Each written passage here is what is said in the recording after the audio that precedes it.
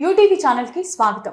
ఈరోజు మనతో ఉన్నారు అరుణాదేవి గారు. మంచి నటి, నాటక రంగంలో మంచి అనుభవం ఉన్నటువంటి ఆవిడ.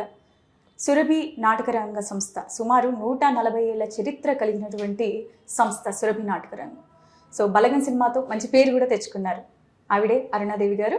ఆవిడ్ని మరిన్ని విశేషాలను అడిగి తెలుసుకుందాం. నమస్కారం అండి. నమస్తే అమ్మా. ఎలా ఉన్నారు అరుణాదేవి గారు? బాగానే ఉన్నానండి. ఇంతకుముందు మీరు నాటక రంగంలో చేసావని చెప్పారు. తర్వాత ఇండస్ట్రీ నాటకం ఆగిపోయిన తర్వాత హరికథల్లోకి వచ్చాను అన్నాను. ఓకే. సో అంటే ఈజీ అయిపోయిందా? అంటే ఆల్రెడీ మీకు అందులో అనుభవం ఉంది కదా, ఇది సినిమా రంగంలోకి వచ్చారు. ఈ సినిమా రంగంలోకి రావడానికి ఆ అనుభవం అనేది మీకు చాలా ఈజీగా వచ్చేసారు. చాలా చాలా ఉపయోగపడింది. ఏదంటే కెమెరా ముందు భయం లేదు, ముఖ్యంగా డైలాగులకు తలబడే ఇబ్బంది లేదు. ఎందుకంటే గంటలు గంటలు పావు గంట పాటు ఒక్కళ్ళమే మాట్లాడే అలవాటు నాటక రంగంలో ఉంది కనుక మాకు. ఇక హరికథ అంటే 1 man షో అని ఇంతకుముందు చెప్పాను. 3 గంటలు ఆపకుండా మాట్లాడాలి, పాడాలి, వాయిద్య సహకారం ఉంటుంది, అంతే. అనర్గళంగా మాట్లాడాలి. ఇది నాకు చాలా ఉపయోగపడింది. అక్కడ వాళ్ళు ఏం చెప్పినా వెంటనే నేను తీసుకోవడం, అంటే 1-2 సార్లు టేకులు తీసుకుంటాం, తీసుకోకుండా ఉండడానికి. ఇందులో మీకు అవకాశం ఎలా వచ్చిందండి సినిమా ఇండస్ట్రీలో? ఫస్ట్ నేను లాహిరిలో ఒక నాటకానికి సంబంధించింది ఒకటి పెట్టారు. అందులో ఏది ద్రౌపది వస్త్రాపహరణం, ద్రౌపది వస్త్రాలు తీసేది. అందులో భీముడు వేసిన ఆయన మా పెద్దమ్మ కొడుకు, నేను ద్రౌపది వేసా. తీరా ఎడిటింగ్లో ద్రౌపది లేకుండా పోయింది. అయ్యో, నన్ను తీసేశారు. తర్వాత ఉత్సవం అనే దాంట్లో వేసాను. అది కూడా ఇంకా రిలీజ్ కాల. ఇంకా కొద్దిగా ఏవో 1-2 వేసాం. అందులో అంతగా బయటికి రాలా. అది జైలవకుశలో కూడా ఉన్నాను నేను. జనంలో కూర్చొని ఒకసారి అలా కెమెరా వస్తుంది, కానీ అంత ఎవరు నన్ను నేనే గుర్తుపట్టుకోవాలి, ఇంకెవరు గుర్తుపడతారు అందులో. అలా అయిపోయింది. ఇంకా ఈ అవసరం లేదు, ఇక ఈ ఫీల్డ్ అవసరం లేదన్నట్టుగా ఉన్నాం. నాటక రంగం కూడా దాదాపు 55-58 వచ్చేసింది, దగ్గర పడిపోయింది, తగ్గిపోతున్నాయి నాటకాలు కూడా. అలా ఉంటున్న సమయంలో వెళ్ళిందండి వేణుగారు, మా డైరెక్టర్, బలగం డైరెక్టర్, జబర్దస్త్ వేణుగా. ఆయన అందరికీ పరిచయమే కదా. బలగంలో మీరు ఏం పాత్ర చేశారు? శాంతవ్వ అని ఒక ఊర్లో పెద్ద ఆవిడ. ఓకే. ఏ సంబంధం లేకపోయినా వచ్చిన అందరూ పడి ఏడుస్తుంటుంది ఆవిడ. చచ్చిపోయిన అక్కడ ఏం బంధుత్వాలు అవసరం లేదు కదా, ఊరికే వరసలతో బావ అక్క అని పిలుచుకుంటారు, అభిమానాలు పెంచుకుంటారు. అలాంటి క్యారెక్టర్ ఒకటి ఇచ్చారు నాకు, శాంతవ్వ అనే క్యారెక్టర్. నన్ను అందులో రచ్చరయ్య గారు నయనతార అంటే ఇక అందరు నన్ను నయనతార అనడం మొదలెట్టేశారు. అందరు నయనతార అంటాడు, నయనతార అంటాడు రచ్చరవి ఏదో సందర్భంలో. ఇక అప్పటి నుంచి అలా పిలవడం అయిపోయింది అందరూ. అలా బలగం సినిమాతో మీ ఎక్స్పీరియన్స్ ఎలా ఉంది? అదే కొంచెం ఇబ్బంది పడ్డాను నేను. ఎందుకంటే మా స్టేజీలో మాట్లాడుతూ వెళ్ళిపోయేదాన్ని. స్టేజీ మీద స్టేజీ ఉంటున్నా, వేణు వచ్చి నువ్వు ఒక్కదానే ఉంటావు కెమెరా ముందు, ఎవరు వద్దా అనేవాడు అబ్బాయి పాపం. అయ్యో అలా ఒక రెడ్లు. అది అలా నా డైలాగ్ బాగా వైరల్ అయిందండి. ఎంత వైరల్ అయిందంటే, ఏదో ఒకసారి చెప్పండి వైరల్ అయిన డైలాగ్.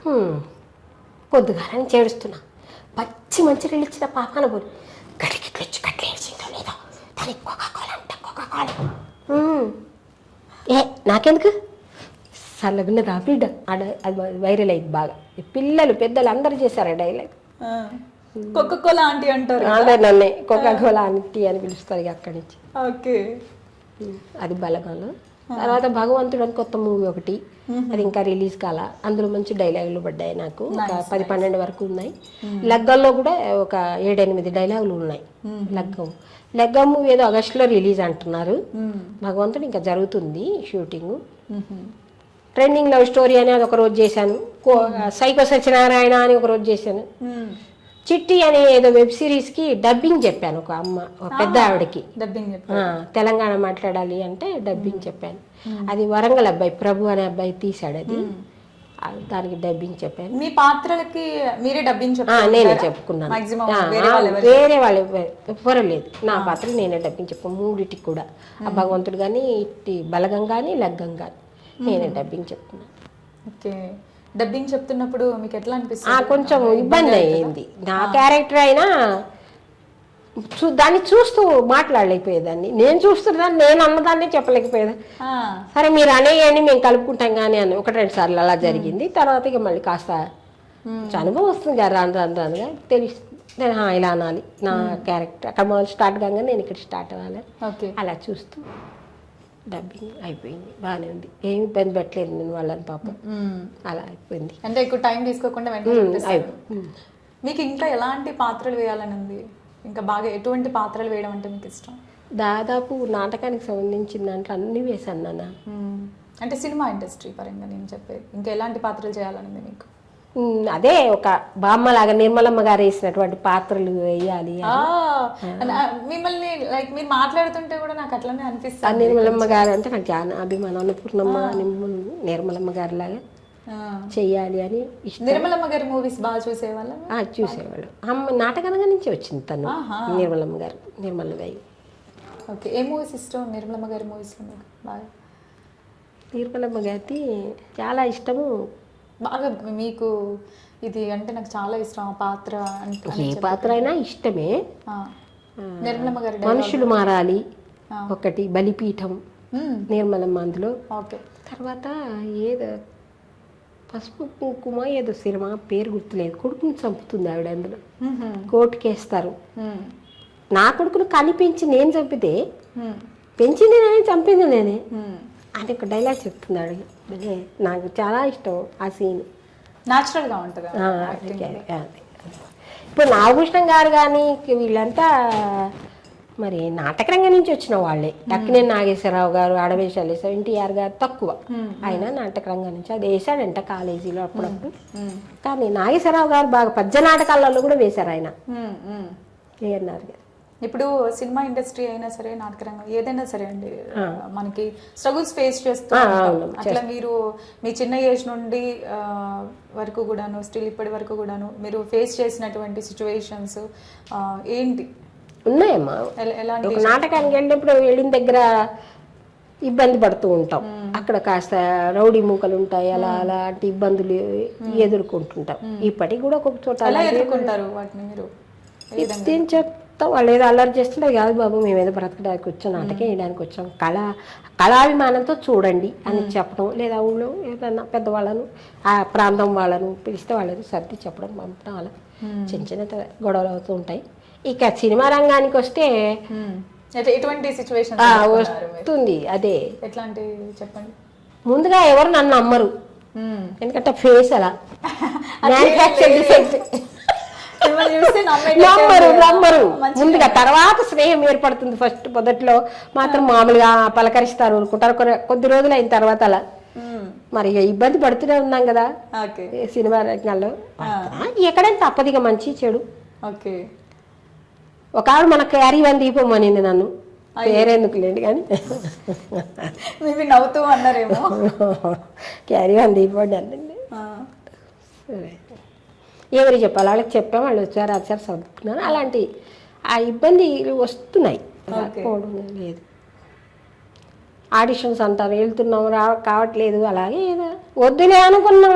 సినిమా రంగం వద్దు అని మూలకున్న వాళ్ళని మహానుభావుడు వేణుగారు బయటికి లాడు. మళ్ళీ ఈ సందర్భంగా ఆయనకు కృతజ్ఞతలు చెప్పుకోవాలమ్మా, వెళ్ళండి వేణుగారికి. ఈయన అలా బలగన్నాటి సినిమాలు అనేకం చెయ్యాలని, నిండు 100 ఏళ్ళు బ్రతకాలి పిల్ల పాపలతో అని దేవుని ప్రార్థిస్తున్నాను. ఆయన వారికి మొదట మళ్ళీ మమ్మల్ని టాలెంట్ బయటికి తీసుకుని అతనే తీసింది. నాటకరంగా అంటే ఎట్లా వచ్చింది అవకాశం? ఆయనే వచ్చాడు మమ్మల్ని వెతుక్కుంటూ. ఇక్కడ సురభి వాళ్ళు ఉన్నారు, మంచి మంచి కళాకారులు ఉన్నారు అని ఆయన వచ్చాడు. ధనరాజ్ అని ఒక ఇన్స్టిట్యూట్ ఉంది, అది డి స్క్వేర్ ధనరాజ్ గారు. వాళ్ళు ఏదో థియేటర్ ఆర్ట్స్ చేస్తున్నారు యూనివర్సిటీలో, అక్కడ మా వాళ్ళు కొంతమంది చేస్తున్నారు అనమాట. అలా ఆయన ద్వారా వేణుగారు వచ్చారు ఇక్కడికి మా దగ్గరికి వచ్చి, ఆయన కాస్టింగ్ ద్వారా ఆయన ఫోటోలు పంపిస్తే ఆయన వచ్చాడు, చూశాడు, మా డైలాగులు ఎవరు తెలంగాణ మాట్లాడతారో చెప్పాడు. జరిగింది. ఒక హరికథ గురించి, ఒక మీకు నచ్చినటువంటి ఏదైనా సన్నివేశం గురించి చెప్తే బాగుంటుంది. కీచకుడు ద్రౌపది మారువేషాల్లో తిరుగుతూ ఉంటుంది ఎక్కడ అజ్ఞాతవాసం, పాండవులు మారువేషాలు మారు పేర్లతో. ఆవిడ వెంట పడతాడు కీచకుడు, పట్టుకోబోతుంటాడు ఆవిడ. ఆవిడైతే నీకు న్యాయం కాదు, నాకు పెళ్ళి అయిపోయింది, 5 భర్తలు ఉన్నారు అని చెప్తున్నా వినకుండా వెంట పడతాడు అనమాట. వెంట పడేసరికి ఆవిడ కోపం వస్తుంది. కోపం వచ్చి ఇట్లా కొంగు పట్టుకోవేసరికి విధించి నన్ను ముట్టకు పతివ్రతను చెరటి దూరముగా నుండు నన్ను ముట్టకు పతివ్రతను అనగుడవై మనరాని కాడు బుట్టువులు లేరా నన్ను ముట్టకు పతివ్రతను అందని పెరుమాను పండ్ల నాశించిన లాభమేమి మందరే పరసతుల గోరి రావణాదులెందరెందరో నన్ను ముట్టకు పతివ్రతను చెనటి దూరముగా నుండు నన్ను ముట్టకు పతివ్రతను. ఏం పైకి వస్తున్నావు, దిక్కులేందాన్ని అనుకుంటున్నావా నన్ను చూడు. అతులారాతి మదద్వీప ప్రకర హర్యక్షభ దోరిక్రమ ప్రతిమానున సముజ్వల అమలేశ ప్రాకృతిచ సత్యేంద్రికాతత సంపీరుత దిగ్దిగంతరులు గంధర్వులు సుమా మత్పతులు నతలోకత్రయులే వృంగినియా నీ మాన ప్రాణాలు దక్కుతాయారా కీచక. చూడు, మదించినటువంటి ఏనుగు పైకి కుప్పించి లంఘించి దూమికి దాని కుంభస్థలాన్ని చీల్చి ఆ మాంసం తినే అటువంటి సింహం దాన్ని జూలు పట్టుకొని ఆడించే మనగాళ్ళు అలా అలా అలా నా భర్తలు ఒక్కడు కాదు 5. వారి దృష్టిలోకి వస్తే నీ పేరు మాసిపోతుంది రక్కీచక. సింహం అంటే మాటలు కాదు, ఎదురు పడితే చీల్తుంది. అలాంటి దాన్ని ఇలా ఇలా ఆడించే మనగాళ్ళు నా భర్తలు, నీ పేరు మాసుకుపోతుంది పోరా అంటూ వెళ్ళిపోయింది ఆవిడ ద్రౌపది. సూపర్, రియల్లీ ఎంత బాగా చెప్పారండి, చాలా చాలా బాగా చెప్పారు. ఓకే, ఇప్పుడు ప్రజెంట్ వచ్చేసి మీకు యాక్టింగ్ లో పరంగా వచ్చేసి అమౌంట్ 60 వచ్చేసి అయ్యి పెన్షన్ ఇస్తున్నారు, కళాకారుల పెన్షన్ వస్తుంది 3000. ఓకే, మళ్ళీ 6000 చేస్తారట, చూద్దాం అవుతుంది. ఎవ్రీ మంత్ వచ్చేసి ఎవరి మంత్ వస్తుందని బాగానే వస్తుంది. ఫైనాన్షియల్ పరంగా ఎటువంటి స్ట్రగుల్స్ ఎదుర్కొన్నారు మీరు? అవును, వచ్చే నాటకాలు అయిపోయినప్పుడు ఈ హరికథలు కూడా సరిగా జరగక హైదరాబాద్ వచ్చినప్పుడు 2003లో చాలా ఇబ్బందులు ఎదుర్కొన్నానమ్మా.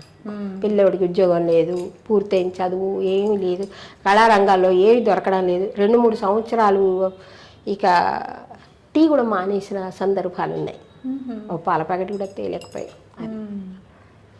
అంత మా వాళ్ళల్లో ఉన్నా ఎవరికి సహాయపడతారు, అందరూ అలాగే ఉన్నారు. అంతాక పేదవాళ్ళుగానే ఉన్నారు కళాకారు. మాకు అభినందనలు గొప్పతనాలు తప్ప మాకు ధన రూపేణ ఏమి ఉండదు. మెచ్చుకోలు, దుప్పట్లు మీ చప్పట్లే మా దుప్పట్లు అన్నట్టు శాలవాలు సన్మానాలు తప్ప మాకేం ధన రూపేణ ఏం పెద్దగా రాదు. ఇప్పుడు మాత్రం ఇక ఒక రకంగా నాకు పెన్షన్ వస్తుంది ఒకటి, అబ్బాయి కూడా పర్వాలేదు, కాస్త ఆర్కెస్ట్రా అటువైపు వెళ్ళాడు. ఇంకా నాటక రంగంలో దొరకటం లేదు అవకాశాలు అని అటు వెళ్ళాడు, కాస్త పర్వాలేదు. రమణాచారి గారు, కేవి రమణాచారి గారు ప్రభుత్వ సలహాదారు, ఆయన తిరుపతిలో కూడా ఈవోగా చేశారు. ఆయన ఇక్కడ మనకు ఇప్పుడు ఆయన ప్రస్తుతం కల్చరల్ డిపార్ట్మెంట్ డైరెక్టర్ గారు మామిడి హరికృష్ణ గారు, వీళ్ళిద్దరూ కలిసి తెలంగాణలో కూడా హరిదాసులు ఉన్నారు. వాళ్ళకి ఏదైనా జీవన భృతి లేకపోతే వాళ్ళ వర్త్ ఎందుకు ఎవడో హరికథలు చెప్పించుకోవడం లేదు కాబట్టి అని అప్పుడు వాళ్ళు ఏర్పాటు చేసి నెలకు ఒక కథ చెప్పేలాగా దేవాదాయ శాఖ సహాయం తీసుకున్నారు, కల్చరల్ డిపార్ట్మెంట్ సహాయం. ఈ 2 సహాయాల వల్ల మాకు నెలకు ఒక హరికథ 10,000 ఇప్పుడు వస్తున్నాయమ్మా. 10,000 వస్తున్నాయి.